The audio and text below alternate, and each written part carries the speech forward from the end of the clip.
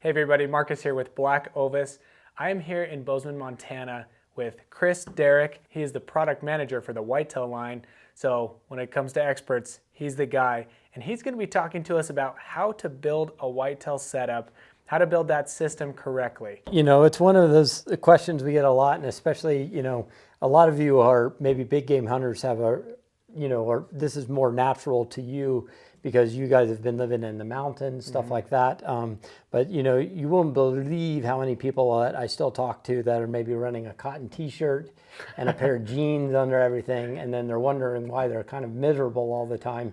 And it's because they're not setting their foundation right. So I always try and teach people, like, depending on wherever you go, one of the most important pieces you can do is set your foundation in your system. And that all has to do with base layers. There's really two routes that you can go, and that's synthetic or merino. So depending on, if you're big into merino, this is one of my, especially as it gets later in the season, especially when I'm doing multi-day hunts, merino is something that I absolutely love because, typically doesn't pick up scent no matter how many days, even if I'm running it in my ozone chamber and stuff like that, it can still stand up to that. But merino is one of my great, favorite things, especially later in the season. But then the other route is synthetic. And this is really about moisture management. So I would say you really have two choices in the Sitka Whitetail line when it comes to synthetic. One is our core lightweight system. So those are all your really lightweight synthetic base layers that are all built for moving moisture. And I'll wear those all season long.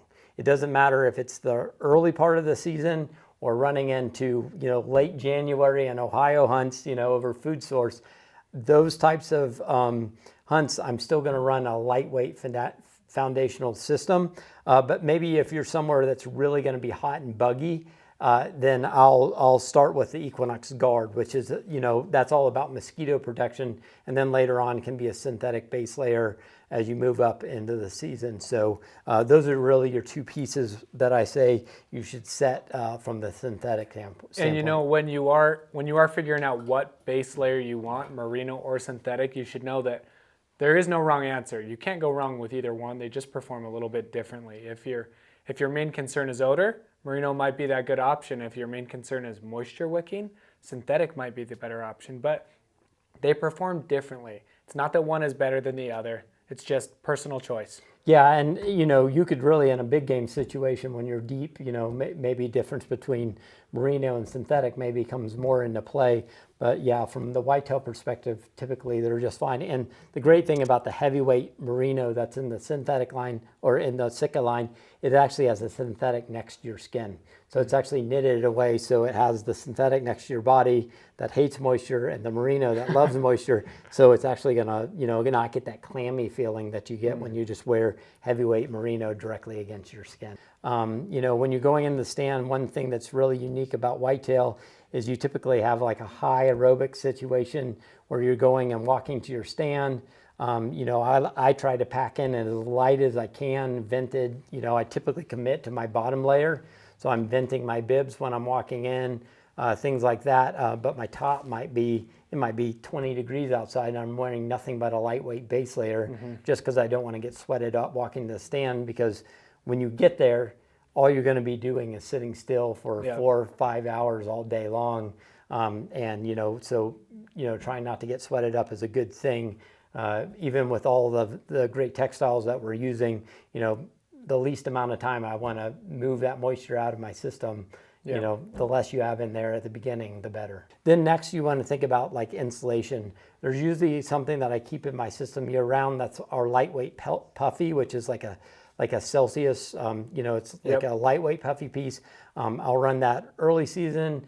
If it gets cool towards the evening, I throw it on just to take a little bit of that bite away. Or late season, I'll even lay it under my Stratus or my Fanatic just to get a little bit more airspace in between me and the outer elements. Totally. That's really going to come into play. So setting, having an insulation piece in your line, and then I try and manage my hoods where I'm only going to have one, maybe two hoods. So If I'm running, for also an insulation piece, a lot of people like the Fanatic hoodie because it's got a hood and a face mask.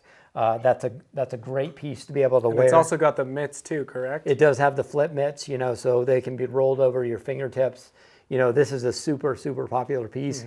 But maybe if you don't like the hood, there's, the heavyweight zip tee, which is essentially the same textile, but without the hood and the flip mitts. So, decide how you're going to build your system. Think about what you're going to be wearing over your head and whether or not how many hoods you're going to be wearing, and really think about how you lay that out. Now, when it comes to hoods later on, I typically wear those maybe in my outermost piece system. So one of the things that's super, super popular with whitetail hunters is wind stopper. Because a lot of the times we're hunting, we're going to be sitting still in the tree stand, and cutting the wind comes into play a lot. So, the most versatile piece in the whitetail line is the Stratus. That's going to be a micro fleece face with a wind stopper laminate. And that's a really great piece to put on over that, that puffy that we talked about, over that lightweight. And, you can get it in a vest format or in a jacket format. The jacket additionally also has a hood that is removable. So I typically take mine off, but there's a lot of people that do like to wear hoods. But one of the things that's unique from whitetail is being able to hear animals coming. So one of the reasons I typically rip off my hood, or I don't like to cover my ears, is because I can't hear, deer coming up behind me. Usually they're like, they're there, and just maybe having a couple extra seconds to get ready, especially like in the rut when they're chasing, those things really come into play. So we actually developed hearing ports, and I worked with an acoustic engineer to be able to actually take and figure out what types of materials we could put inside of this to not only keep you warm, but then allow the most acoustic transparency. So we actually went through and crushed sleeves, measured the frequency, and actually were able to pinpoint the type of textiles we were able to allow you to be able to hear 4 times as far as the original, like a regular hood without these materials in them. And then from your bottoms, whether or not you prefer the Stratus bib or a pant, I'm a bib guy. I typically like bibs because I can commit to them when I'm walking in, and I can vent them very easily. Yeah. And they can also come on and off very easily. But a lot of other people just prefer to wear pants. So decide what works for you. And then as you're getting into your later season hunts, you could take your Stratus jacket, for example, and maybe you want to add a piece to that. There's a couple of, depending on how cold-natured you are, the Fanatic is the next wind stopper piece in there. So this is going to be Berber, high loft insulation, really the warmest piece in the line.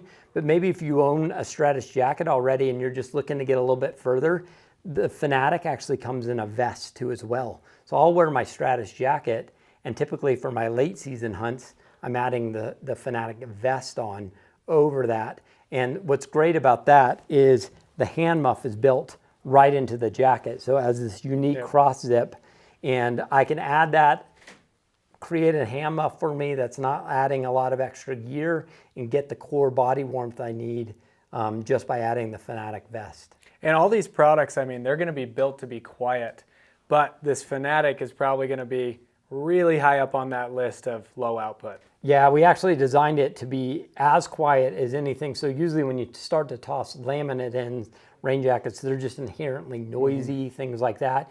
So the way that we built that and the type of textiles we use were all focused on reducing noise. We even changed the type of insulation to a special, it's called a V-lap insulation, and that actually makes it 2 fons quieter than using a standard insulation. So we were even able to go down and figure out which insulations are going to actually make this quieter. And when you're looking at cold weather systems from the Sitka standpoint, there's really 2 different methods you can go. One is the Fanatic. If you're all about quiet, you're not going to be hunting in really wet conditions, then the Fanatic's the way to go. But maybe you're living in the southeast and it's 35 or 33, 30 degrees and kind of a wet, sleeting rain. The incinerator is great for that because it's actually a Gore-Tex waterproof textile on the outside. So When you're looking at wet frigid, I say go incinerator. And still very quiet. That outer material, it reminds me of the Thunderhead pant and jacket. I mean, it is very quiet for being waterproof and fully Gore-Tex. Yeah, and that brush fleece makes a big difference. So, you know, it's really between the difference. And think about the number of days you're going to be spending in the field. Like if I lived in the Southeast, where I'm originally from, incinerator is my choice. But typically when I'm hunting the Midwest, Fanatic's where I'm going to go all day long. Just adding pieces into your line, you know, thinking about your headwear. Again, like our beanie, our Stratus beanie, for example, has hearing ports built into it to allow you to be able to wear it over your ears, be able to hear animals coming. You know, whether or not the glove, I typically go as minimalist as I can. So I'm a big fan of wearing the Fanatic glove and then using the Fanatic hand muff to keep my hands warm. So the two that I typically keep in mind are the Fanatic glove with an incinerator flip mitt. So if it's super cold, I'll use the flip mitt to do all the things that I need to do. And then when I get into the active hunt, hands go in the muff, stay on the heat all day long. And you know, if it's really cold, I'll only wear my incinerator flip mitt on my left hand. That's going to be gripping, not on my trigger hand. Yep. So those are different ways. And then, you know, the last piece that I might add is a merino liner glove. So those three are typically the ones I keep in my line, but you can find the one that's right for you. Awesome, Chris. Well, thank you for giving us a basic overview and a walkthrough of how to build a whitetail setup. This is information I know a lot of people have questions on. If you have any more questions, make sure to ask us below in the comments. Give us a call. We'd be happy to help you out. Also, we have a lot of different product reviews on some of the products we just talked about. So if you're curious about anything we just talked about, look at our main page. You might see those products there. Thanks for watching.